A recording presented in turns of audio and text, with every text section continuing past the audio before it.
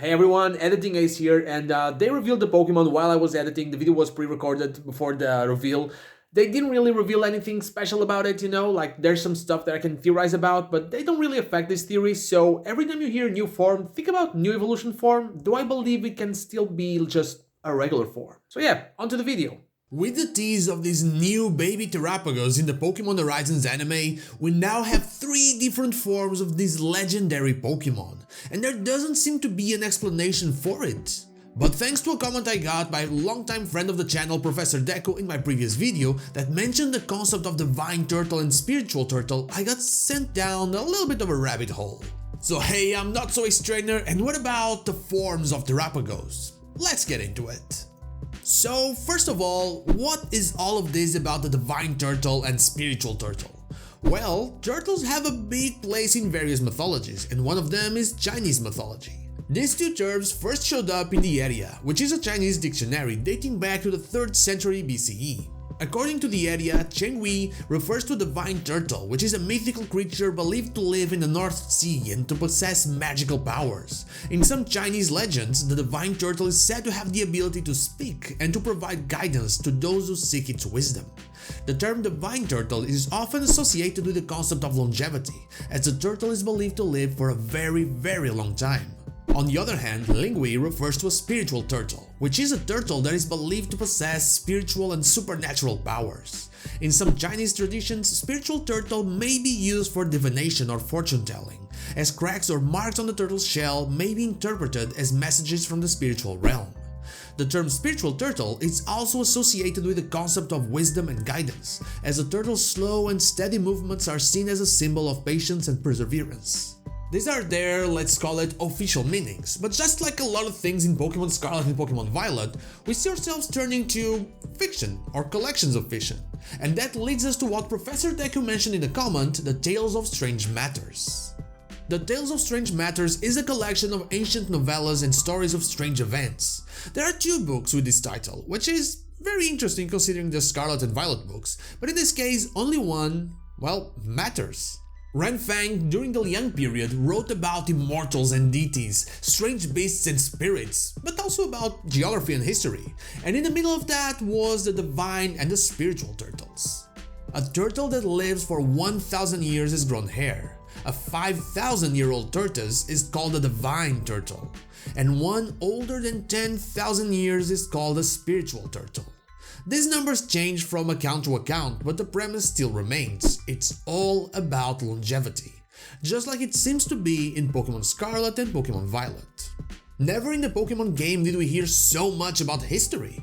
We had that before, of course, with Johto being the first game to introduce us to the past of a Pokémon region, and that being followed up with many other games like Pokémon Diamond, Pearl and Platinum, Pokémon X and Pokémon Y, and recently with Pokémon Sword and Shield, and also Pokémon Legends Arceus, which literally took us to the past of a region. But this time, it is incredibly important. We go to school to learn about it. There are ruins all around Paldea, and there's a clear distinction between future and past with the 2 different versions of the games. Something very easy to see in the respective Paradox Pokemon. We know that Terapagos has been seen throughout the different eras of the Pokemon world, with accounts of a treasure down in Area Zero ever since the times of the Emperor of Paldea. We also know that Heath's account of the Pokemon is very different from the form we witnessed in the trailer for the Hidden Treasure of Area Zero, the Pokemon Scarlet and Violet DLC, and even more different from the one we see in the new Pokemon anime. If we're following the longevity theory, it should go from baby Terapagos to disc Pokemon. But Heath saw the disc Pokemon. The professors very likely saw the disc Pokemon as well, especially considering the mention of interlocking hexagonal plates, something everyone noticed Terapagos doesn't have.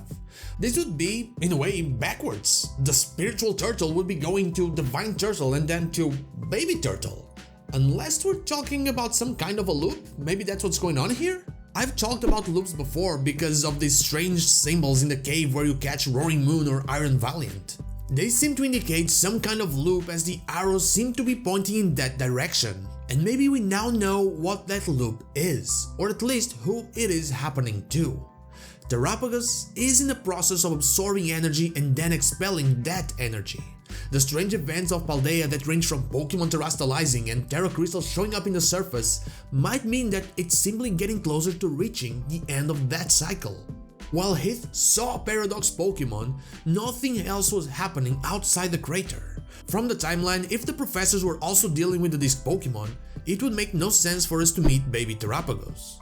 The process that Terapagos goes through seems to be a natural process, one that was completely untouched by humans throughout all of its existence. In fact, maybe Terapagos really was a giant at one point, before humanity, and then simply continued to expel that energy until one day the actual region formed on its back, like a world turtle, though I think those days are long gone.